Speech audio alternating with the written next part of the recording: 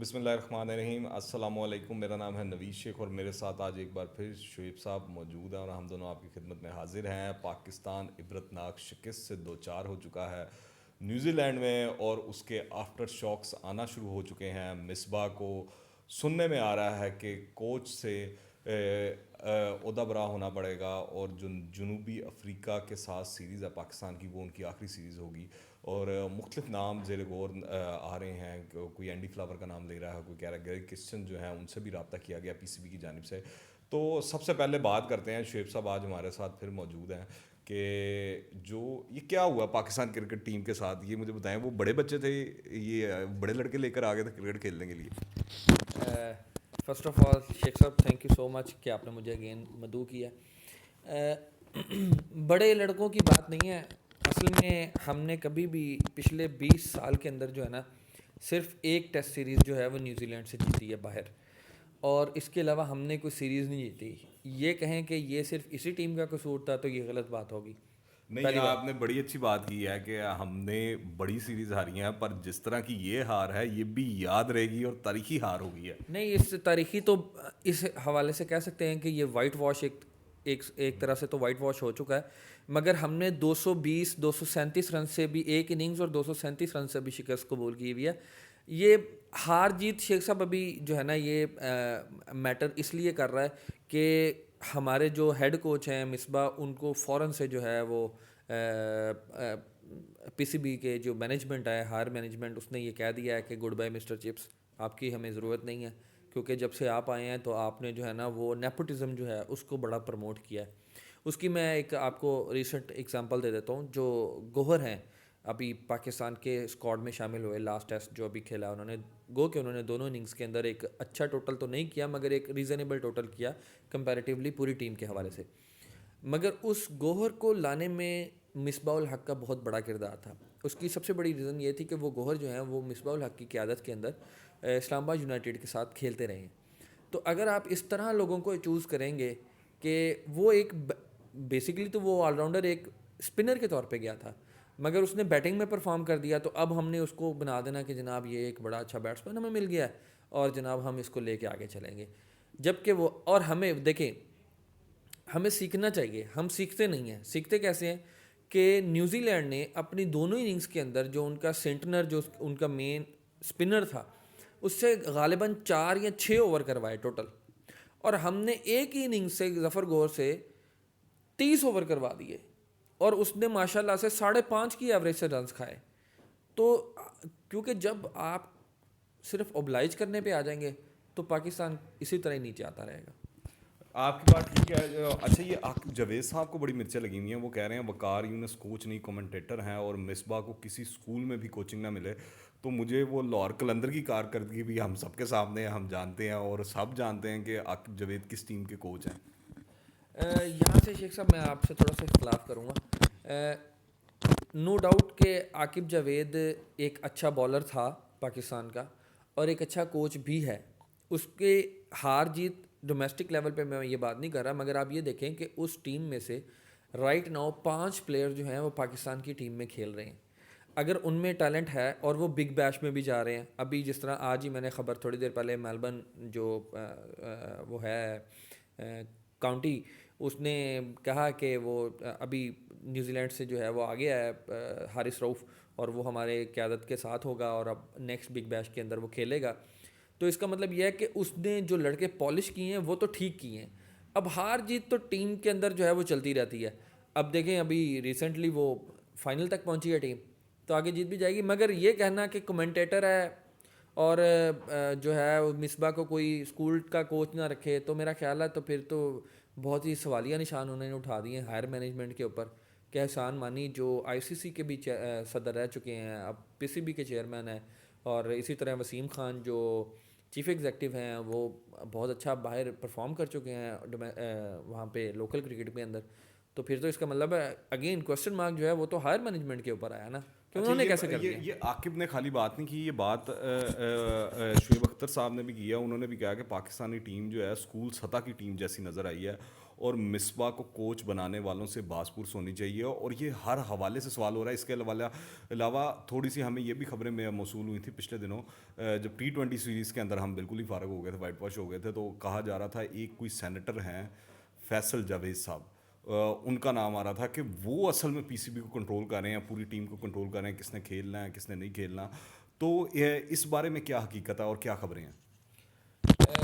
اس کے اندر حقیقت تو ابھی میں نے بھی, جس طرح آپ نے باتیں سنی ہیں میں نے بھی سنی ہے, میں نے کوئی پینیٹریشن ان کی اس طرح سے تو نہیں دیکھی کہ وہ جا کے خود PCB میں یہ کہیں کہ جناب اس کو نکالو اس کو رکھ لو.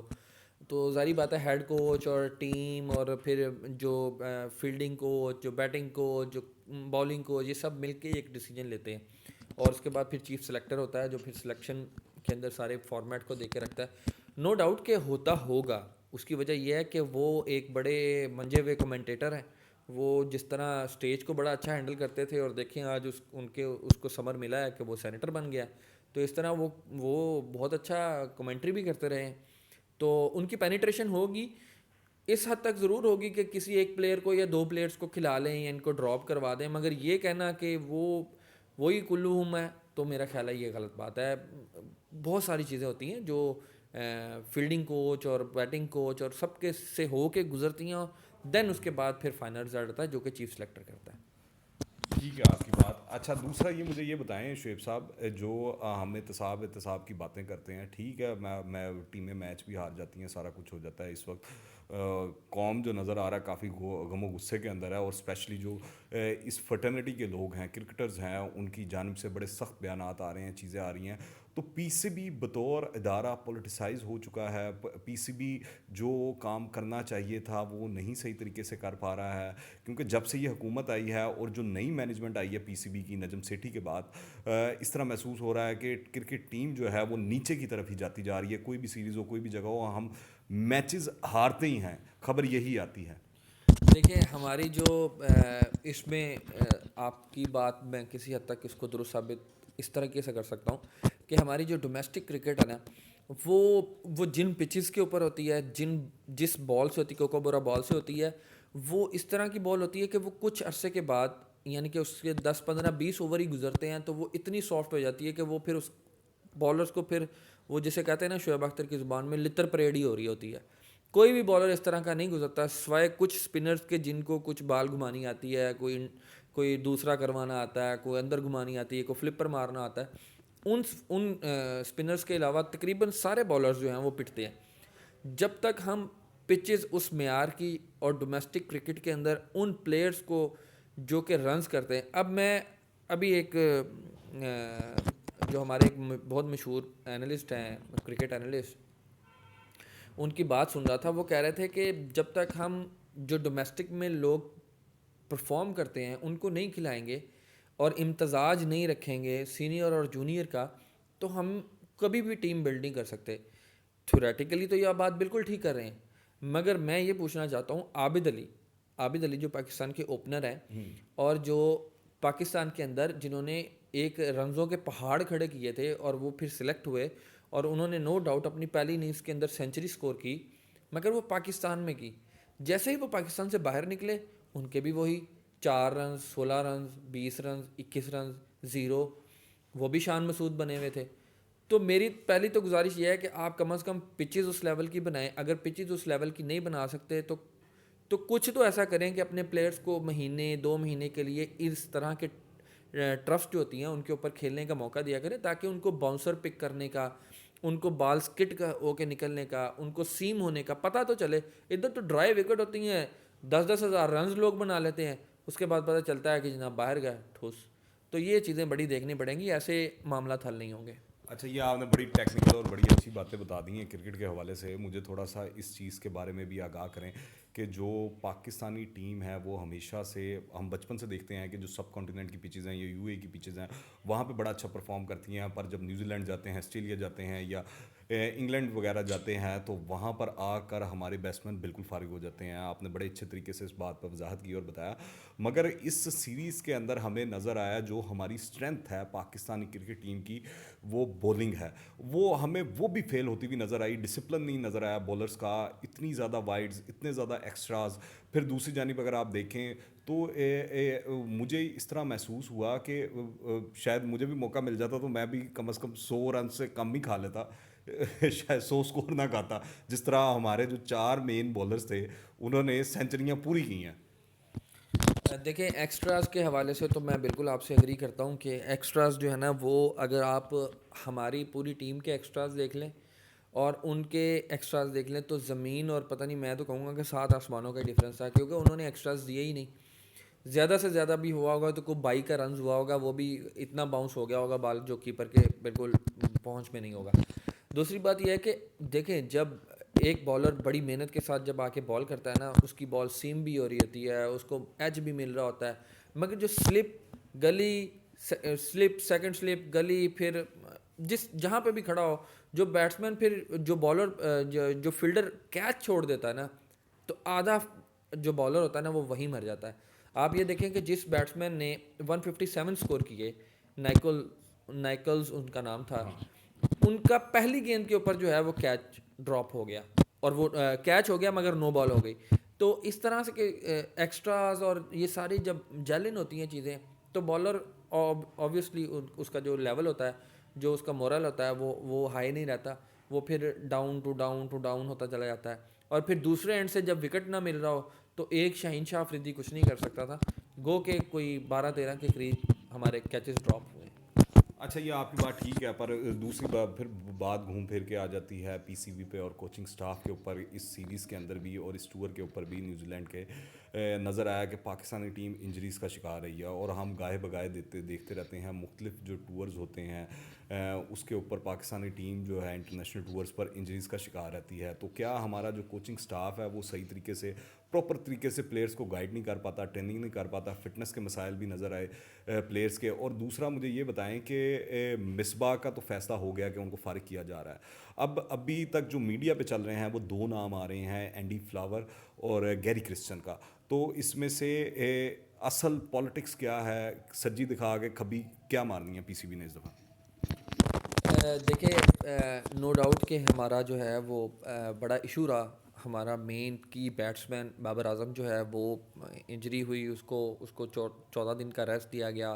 اس کے بعد دوبارہ ایگزامن ان کو کیا گیا تو پھر ان کو کہا کہ نہیں یہ ابھی دونوں ٹیسٹ نہیں کھیل سکیں گے, جو کہ میں نے آپ کو ہماری پچھلی ویڈیو اس میں پہلے ہی بتایا تھا کہ وہ فرسٹ ٹیسٹ نہیں کھیلیں گے. تو دوبارہ ان کا جب انہوں نے ایگزامن کیا تو پھر ان کو سیکنڈ ٹیسٹ کے لیے بھی. اسی طرح شاداب جو ہے وہ بھی انجرڈ ہو گیا. تو یہ انجریز تو نارمل چیز ہے, ہو جاتی ہے بیٹسمین کو, بالر کو, فیلڈر کو, کھیلتے ہیں ظاہری بات ہے چوٹ لگ جاتی. میں ریسنٹ ایگزامپل آپ کو دے دیتا ہوں کہ جو انڈین پلیئر ہے کے ایل راہول, ان کا مین بیٹسمین ہے, وہ انجرڈ ہو گیا. اب وہ اگلے ٹیسٹ نہیں کھیل رہا آسٹریلیا کے اندر. تو اس طرح انجریز ہو جاتی ہیں. جہاں تک رہی بات کہ اب 2 جو ایکس کرکٹر ہیں جو اپنے دور کے اچھے کرکٹر رہے ہیں اور ان میں کوچنگ کی ایبلٹی بھی ہے اور وہ کوچنگ کرتے بھی رہے ہیں, ان میں ایک گیری کرسٹن ہے اور ایک اینڈی فلاور ہیں جن کے نام اب ذرا رومر کر رہے ہیں, زیادہ ایکو ان کی زیادہ ہے. اس میں آپ کو یہ بتاؤں کہ گیری کرسٹن فیوریٹ ہے. اب آپ مجھ سے اگر پوچھیں گے فیوریٹ کیوں ہے تو میں اس کی آپ کو ایک بڑی ریزننگ اور لاجک دے دیتا ہوں. وہ یہ ہے کہ جو اینڈی فلاور ہیں وہ پاکستانی ٹیم کے کوچ رہ چکے ہیں پہلے, اور یہ فورن کوچ تھے. اس نے بڑی محنت کے ساتھ پاکستانی ٹیم بنائی, پاکستانی ٹیم کو پہلے نمبر پہ وہ لے کے بھی گئے.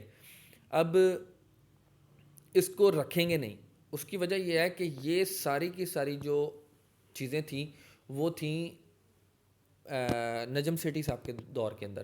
اور یہ پاکستان کے اندر آپ کو پتہ ہے کہ نجم سیٹھی اور عمران خان کی کیا ٹسل بازی چلتی ہے. وہ کوئی بھی ایسا کام نہیں کریں گے جس سے ڈائریکٹلی اور انڈائریکٹلی فائدہ جو ہے وہ نجم سیٹھی کو, یا پن پوائنٹ یہ کہیں کہ نجم سیٹھی کے دور میں یہ کوچ تھا تو پاکستان بڑی اچھی ٹیم تھی, اب لے آئے ہیں تو آئی تھنک انہوں نے وہی چیز کو ریزیوم کیا, تو وہ نہیں کریں گے. گیری کرسٹن فیوریٹ ہیں اور میرا اپنا یہ خیال ہے کہ گیری کرسٹن کو ہی اوکے کیا جائے گا. وہ آپ نے بیسیکلی اشارہ دے دیا کہ جو ٹیم کے اندر ہے اوپر سے معاملات آ رہے ہیں پی سی بی کی, تو بس ایک جو باڈی بیٹھی ہوئی ہے, اصل فیصلے عمران خان صاحب کر رہے ہیں یا ان کی حکومت کر رہی ہے, اس حوالے سے یہ چیز ہمیں سمجھ آ چکی ہے. بہت بہت شکریہ آپ کا. انشاءاللہ آگے بھی جو جنوبی افریقہ کے حوالے سے سیریز ہوگی تو اس کرکٹ کے حوالے سے ہم گفتگو کرتے رہیں گے آپ کے ساتھ، اور گاہے بگاہے آپ کو تکلیف دیتے رہیں گے.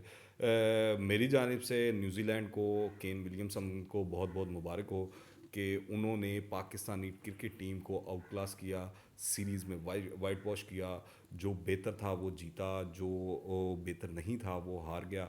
اور تمام کرکٹ فینس سے مجھے دلی ہمدردی ہے اور دعا ہے کہ پاکستانی کرکٹ ٹیم بھی ایسی ہی آنے والے دنوں میں پرفارمنس دکھائے جس طرح کی نیوزی لینڈ کرکٹ ٹیم نے دکھائی ہے، اور پاکستان کو تمام فارمیٹس اور کھیل کے میدان کے اندر آؤٹ کلاس کر دیا ہے. آپ کیا رائے رکھتے ہیں نیچے کمنٹس میں لازمی بتائیے گا. دعاؤں میں یاد رکھیں. انٹل دا نیکسٹ ٹائم، اللہ حافظ.